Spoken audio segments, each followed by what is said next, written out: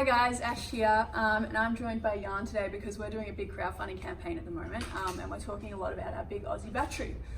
So Yann's joined me and he's going to help us understand how we're going to get there, what that is, and tell us a little bit about why data is so important to get there. Excellent, thanks Ash. Data is important, but actually what's way more important than data is making good decisions as a customer. And one of the things we're doing as part of this crowdsource funding campaign is we're launching a service which helps you as not just as a DCP customer, but just someone who's interested in our journey to actually turn that data into useful information so you can make better decisions for yourself. I think the way to think about this is that we live in a world right now where we have big, large, dirty energy generation.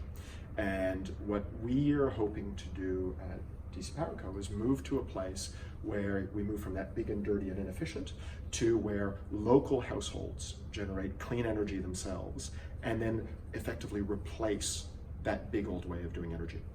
And so what the role that data plays into that is, first and foremost, is a lot of people out there might be asking themselves the question is, should I have solar? Should I have a battery?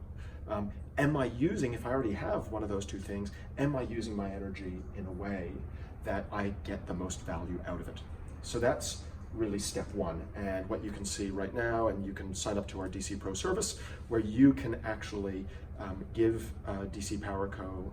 Access to your data, and we'll come back to you with some of those answers. Brilliant. So obviously, having access to your energy data is really useful at a household level for the individual to get the most out of their solar if they work out if they need to get it. What about at the collective level? You mentioned we want to transition away from this big dirty sort of generators. Can we use that data to do that?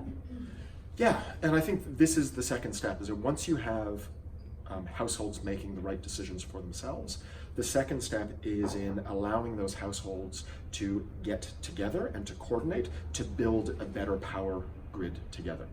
So the data that you have that helped you make the better decision as to how big your solar panels should maybe be, how big your battery should be, then comes into play to start saying, on a really sunny day, for example, should you be storing your energy? Should you be pushing it back onto the grid? And what we're doing, and what some of you may have heard out there of the concept of a VPP, which is a virtual power plant, which is basically this concept of households getting together and coordinating these clean assets that they've invested in to make the most out of, to share this energy and make the most out of it. Brilliant. And so is that what we mean when we talk about the big Aussie battery?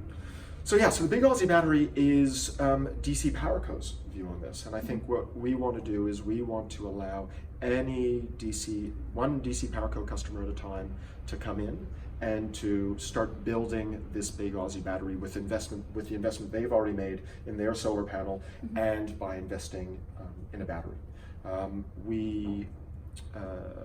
It's by having households connecting together that we will be able to replace these big, inefficient, and slow-moving energy generators. DCP customers will be linking together, sharing their data, sharing the value of their investment to effectively create the grid of the future. Brilliant. Well, thank you for explaining all of that to us, Yann. If you haven't done so yet, you can register your interest to invest in DC Power Co. now. We'll pop the link with this video. Thank you so much, Yann. Cheers. Thanks, Ash.